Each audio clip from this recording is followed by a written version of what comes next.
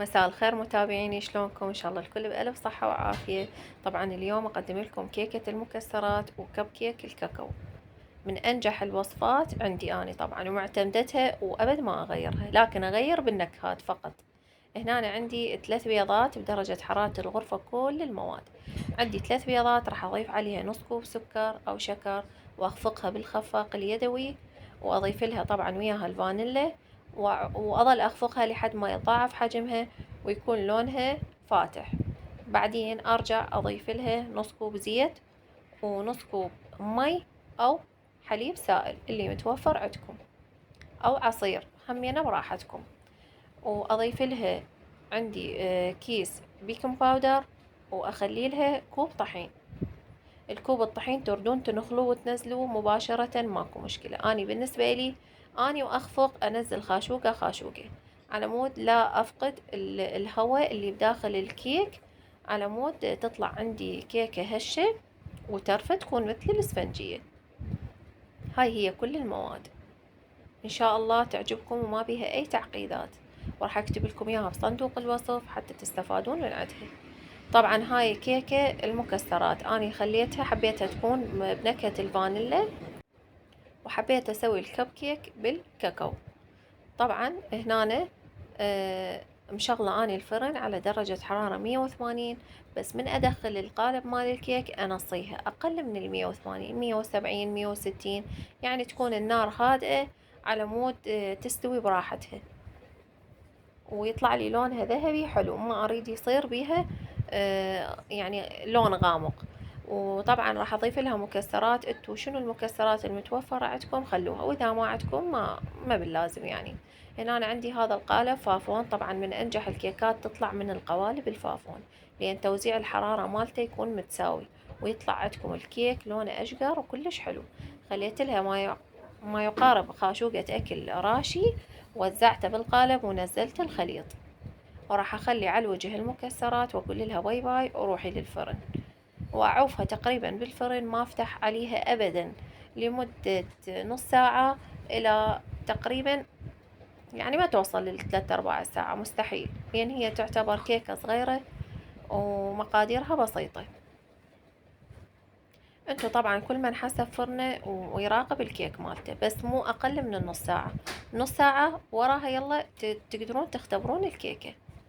هنا أنا رشيت على وجه المكسرات وخلاص. طبعا حبايبي نفس هذا المقدار اللي هو هسه ذكرته، وراح اكتب لكم اياه هو نفسه راح اسويه بالكب كيك، بس الفرق شلت خاشوقتين طحين، خليت خاشوقتين كاكاو. كاكاو هذا المر العادي فقط لا غير. هاي هيك تكون النتيجة. طبعا من انجح الكيكات عندي، ابدا ما تخرب من فضل رب العالمين، وطعمها كلش طيب. وأمانة أول ما أطلعها تخلص، يعني من صدق ما تبقى، لأن هي تكون كيكة صغيرة وطعمها كلش طيب. أنا أحب أسوي كيكات هيجي حجمها يكون، حتى تخلص بسرعة وثاني يوم أسويها بنكهة جديدة.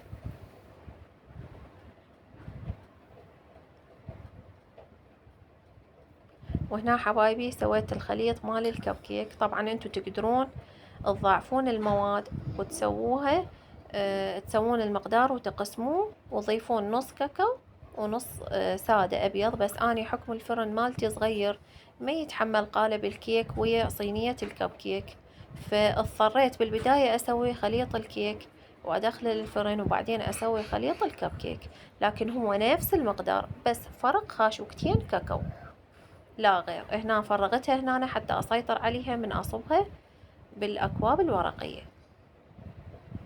طبعا اللي ما عنده صينية الكب كيك والأكواب الورقية تقدرون تستخدمون هاي القلاصات الجاهزة اللي تكون مال الشاي، الكارتون، همينة يعني يطلع لكم نتيجة كلش حلوة.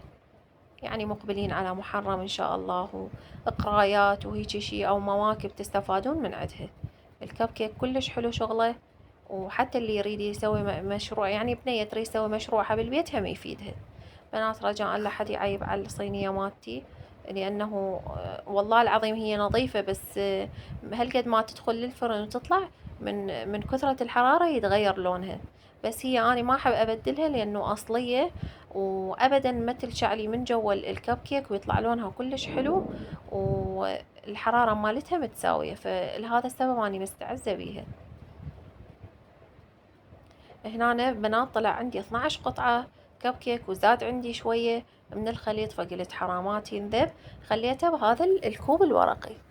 وهنا أنا دا أفتحه وياكم لأنه حار، فعلى كيفي فتحته حتى لا تتفتت بيدي الكيكة لين كلش هشة. شوفوا ما شاء الله الاستواء مالتها يخبل، والشكل بعد أحلى. تردون تزينوها بكريمة أو كاكاو أو مروار، انتو براحتكم، لكن بعد ما تبرد تنتظروها تبرد، أو تعوفوها سادة. شوفوا ما شاء الله داخلها اسفنجي يخبل، ريحتها كلش طيبة. يعني هذه هسه يعتبر نص كوب شكر، نص كوب زيت، نص كوب حليب أو مي، كوب طحين، كيس فانيلا، كيس بيكنج باودر، رشة ملح.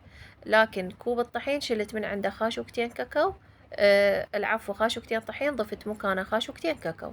يعني هذا كل المقدار على نص كوب نص كوب، وثلاث بيضات. وتقدرون بيضتين هم تسووهن، مو شرط إلا 3 بيضات، لكن الحجم شوية يكون متوسط أو كبير. وهاي هي النتيجة وياكم، أتمنى إن شاء الله تعجبكم، وإن شاء الله تجربوها وتنجح وياكم من أول مرة. لكن بس تتبعوا هاي الخطوات البسيطة. وبنات ملاحظة، لازم النار مال الفرن تكون ناصية مو عالية، على مود لا يحترق عندكم الكب كيك أو يرتفع وداخله يكون عجين، من تطلعوها تهبط عندكم.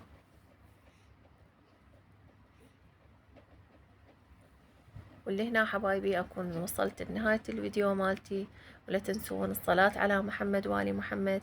وإذا أي واحد شاف الفيديو مالتي لأول مرة، أني منوعات آلاء، أتمنى تشتركون بقناتي، ويزيدني فخر وأتشرف بيكم وأحبكم، مع ألف سلامة.